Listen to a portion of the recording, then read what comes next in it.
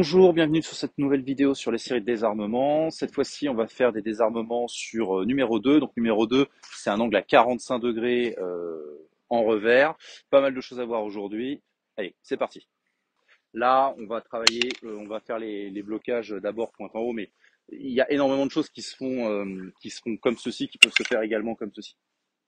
Donc là, je vais venir bloquer, vous voyez, à 45 degrés également, ce qu'on appelle en sweep. Et là, je vais venir contrôler au niveau de sa main. Là, j'ai plusieurs possibilités à partir du moment où je suis rentré en contact. Là, je vais commencer par les snakes main nue. C'est-à-dire que là, vous voyez, avec ma main, je vais venir enrouler. Et je vais venir coincer son bâton dans mon coude. Donc, dans le mouvement, ça fait ça, ici, et j'enroule. Donc, toujours, vous voyez, sur ce genre de choses, je peux accompagner de frappes intermédiaires. Donc, je bloque, j'enroule.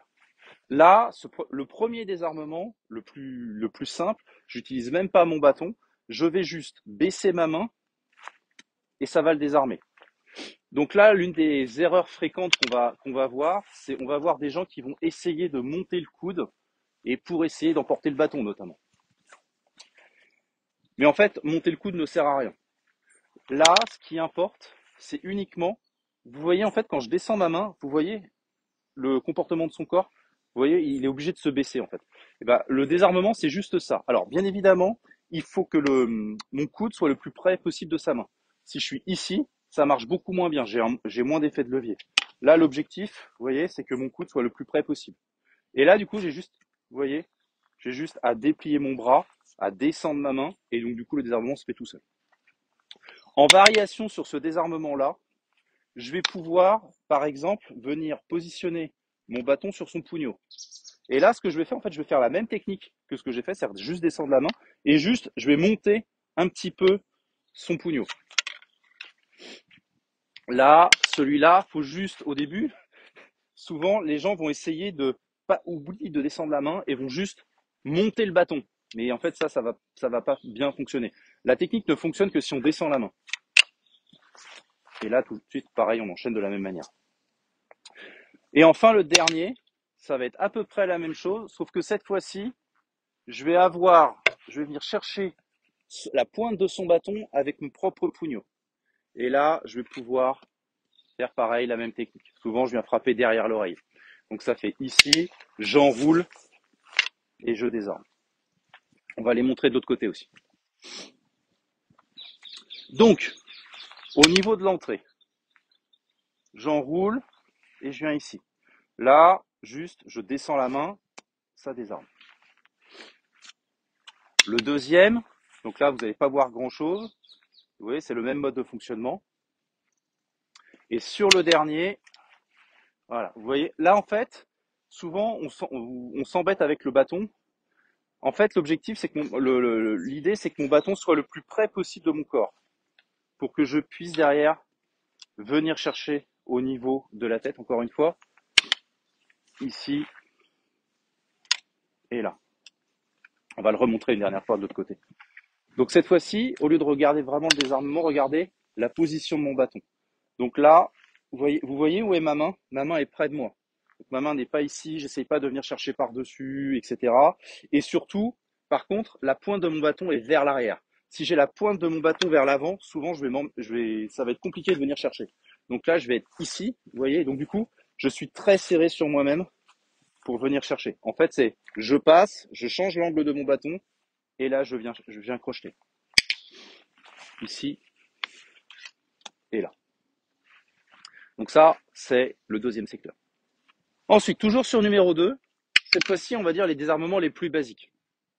L'un des désarmements les plus basiques, qu'on voit également d'ailleurs beaucoup en couteau, ça va consister à plier légèrement son poignet en contrôlant sa main. Vous voyez, je mets 2 doigts sur le gras du pouce d'un côté et je mets mon pouce, je tiens le bâton, et je mets mon pouce, vous voyez, sur le dos de sa main. Et là, en fait, faut pas être trop près de lui. Plus je vais être près de lui, plus ça risque d'être compliqué. Là, l'objectif, c'est d'être un peu en extension.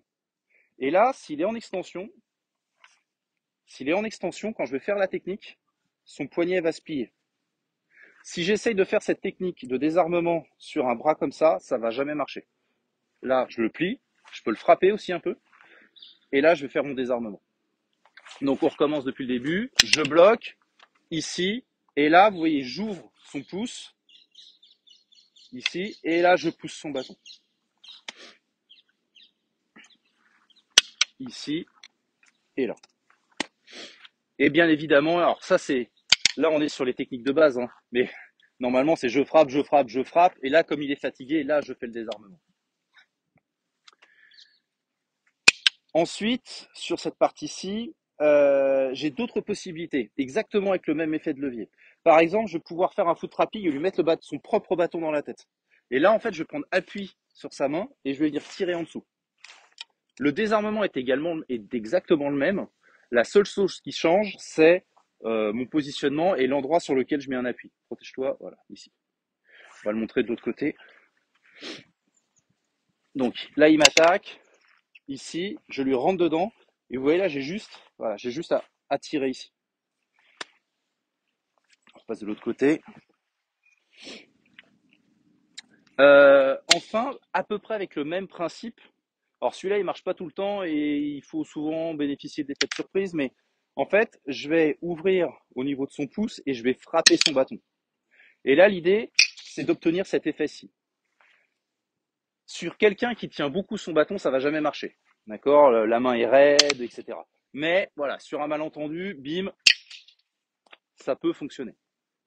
Ça, c'est la dernière variation sur ce truc-là. Donc, ici, juste, vous voyez, bien en extension, de manière à ce que son poignet se plie, désarmement. Le deuxième, exactement le même, cette fois-ci, je rentre dedans.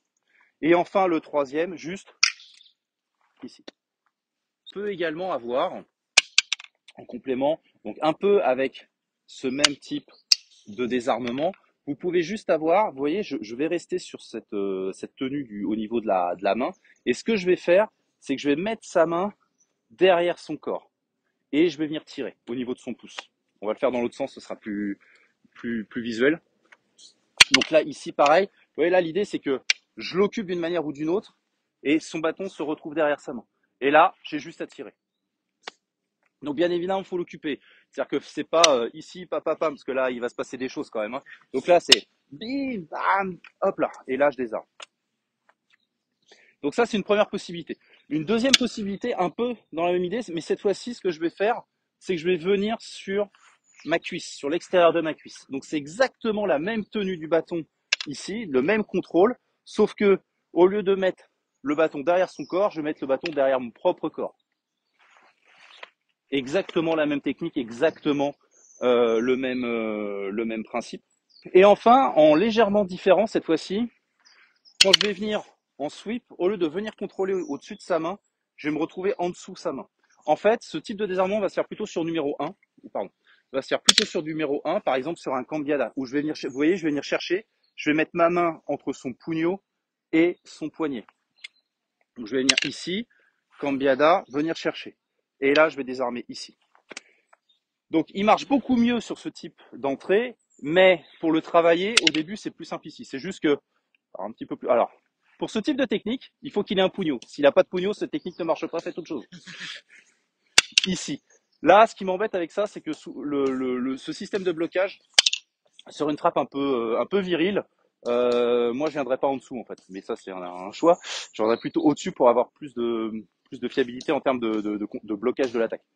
Donc là je vais venir, mais normalement ça doit pouvoir se faire aussi, ça dépend de la frappe. En fait. Donc là vous voyez, j'ai le pugno, je mets ma main entre son pugno et son poignet, je le monte un peu, je viens crocheter son bâton avec mon pugno, et là j'ai juste, vous voyez, à faire ce mouvement-ci. Là ça monte, là ça descend. Ici. Donc, n'essayez pas d'accentuer le mouvement avec votre bâton et de le tirer vers l'arrière, etc.